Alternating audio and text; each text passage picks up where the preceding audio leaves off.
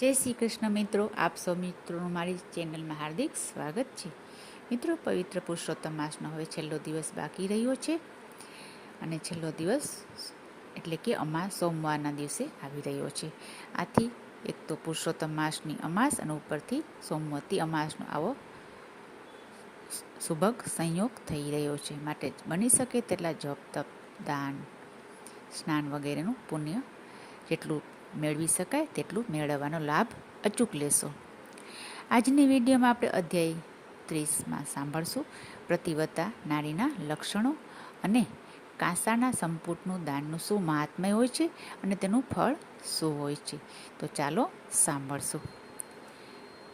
હવે નારદ મુનિએ પૂછ્યું ભગવાનને કે હે ભગવાન, હવે મને પતિવ્રતા સ્ત્રીના લક્ષણો કહી સંભળાવો. નારદજીના પ્રશ્ન સાંભળી ભગવાન બોલ્યા, હે નારદ, પતિવ્રતા સ્ત્રીએ પોતાનો પતિ લૂલો, કદરૂપો, લંગડો, કંજૂસ, ક્રૂર, બહેરો કે રોગી હોય તો પણ તેની ભાવપૂર્વક સેવા કરવી જોઈએ. તેની સામે અભાવથી જોવું જોઈએ નહીં, પરંતુ તેને સારે માર્ગે વાળવા પ્રયત્ન કરવો જોઈએ. યુવાન, પ્રૌઢ કે વૃદ્ધ સ્ત્રીએ પણ પતિને પૂછીને કાર્ય કરવું જોઈએ. કોઈ સુંદર પર પુરુષ કામ ભાવે જુએ, મોટા ટોળામાં કોઈ સ્પર્શ કરે, મીઠી વાણીથી ફસાવવાની ચેષ્ટા કરે, છતાં પણ જે સ્ત્રી દ્રઢ રહે છે તે પતિવ્રતા સ્ત્રી ગણાય છે. પતિવ્રતા સ્ત્રી પર પુરુષ સામે જોતી નથી, ફસાવે તો હસતી નથી. તે પોતાના પતિને જમાડીને જમે છે, ઘરમાં વડીલોની આજ્ઞા પાળે છે, સાસુ સસરાની સેવા કરે છે, ક્યારેય અણગમતા વચનો બોલતી નથી, કોઈની નિંદા કે ચાળી ચુગલી કરતી નથી. પોતાના દાંત, વસ્ત્ર વગેરે સ્વચ્છ રાખે છે, કારણ વિના રોતી પણ નથી અને કારણ વિના હસતી પણ નથી. તેવી સ્ત્રી પવિત્ર કહેવાય છે. રજસ્વલા સ્ત્રીએ ઘરકામ ન કરવું જોઈએ. ચોથા દિવસે સ્નાન કરીને પવિત્ર થયા પછી જ ઘરકામ કરવું જોઈએ. સગર્ભા નારીએ સર્વ પ્રકારના ઘરેણાં પહેરવા જોઈએ. સગર્ભાવસ્થામાં થાક લાગે તેટલું કામ ન કરવું જોઈએ. ત્યારે ખરાબ વસ્તુના દર્શન પણ ન કરવા જોઈએ અને ભયંકર વાતો કરવી ન જોઈએ, કેમ કે તેની વાતોની અસર ગર્ભમાં રહેલા બાળક પર પડતી હોય છે. પતિએ આપેલી વસ્તુ બીજાને ન આપવી જોઈએ. પતિની આજ્ઞા વિના વ્રત કે ધર્મ કાર્યનો ત્યાગ કરવો જોઈએ નહીં. વિધવા સ્ત્રીએ વાળમાં સુગંધિત તેલ નાખવું નહીં. પ્રભુ ભજન કરવું અને પરલોકમાં ડર રાખવો. પોતાના શીલના જીવ સાથે પણ રક્ષણ કરવું જોઈએ. પ્રભુ ભજન કરવી, સેવાભાવ કરવો અને સત્કાર્યોમાં મનને પરોવી રાખવું.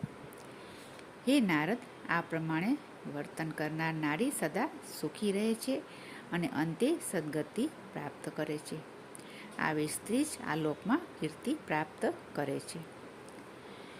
હવે પતિવ્રતા સ્ત્રીના ધર્મો સાંભળ્યા પછી નારદજીએ પૂછ્યું, હે પ્રભુ, બધા જ દાનમાં કાંસાના સંપુટનું દાન શ્રેષ્ઠ કેમ કહેવામાં આવ્યું છે તે મને જણાવવાની કૃપા કરો.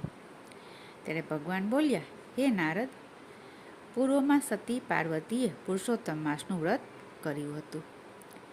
તે વેળા તેમણે મહાદેવજીને પૂછ્યું હતું કે, હે નાથ, સર્વ દાનોમાં શ્રેષ્ઠ દાન કયું છે?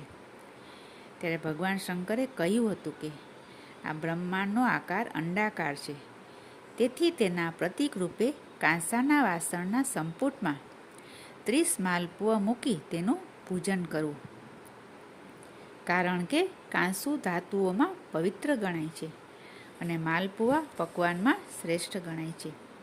તે પછી આ સંપુટ કોઈ વિદ્વાનને દાનમાં આપવું જોઈએ.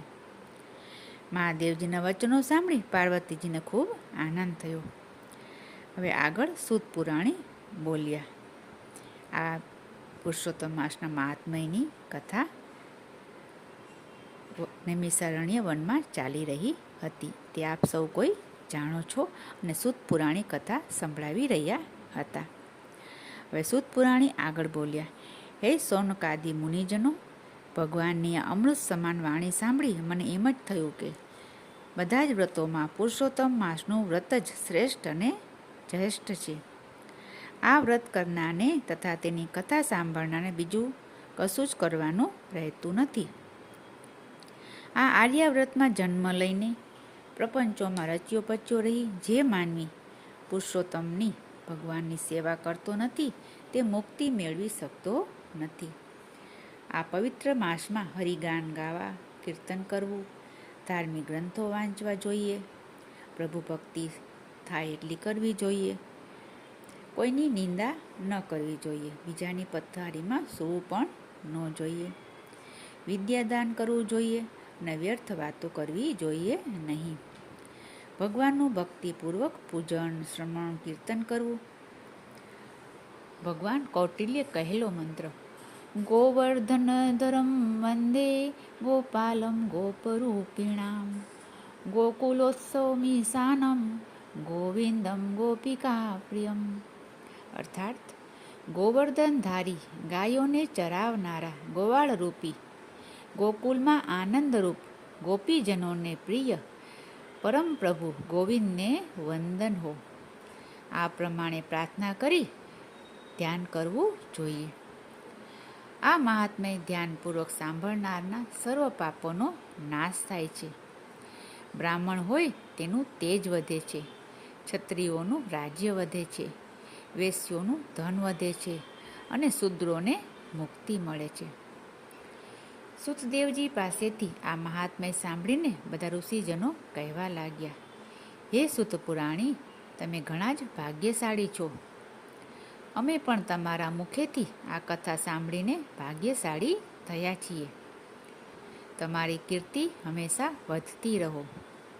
તમારા શ્રી મુખેથી કથામૃતનું પાન કરનારા શ્રોતાઓ પણ પરમ પદ પામશે.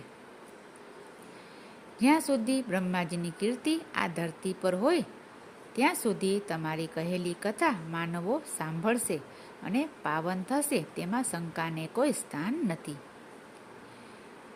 ત્યાર પછી ઋષિજનોના આશીર્વાદ મેળવી સૂત પુરાણીએ ભગવતી ગંગાના કાંઠે જવા માટે પ્રસ્થાન કર્યું.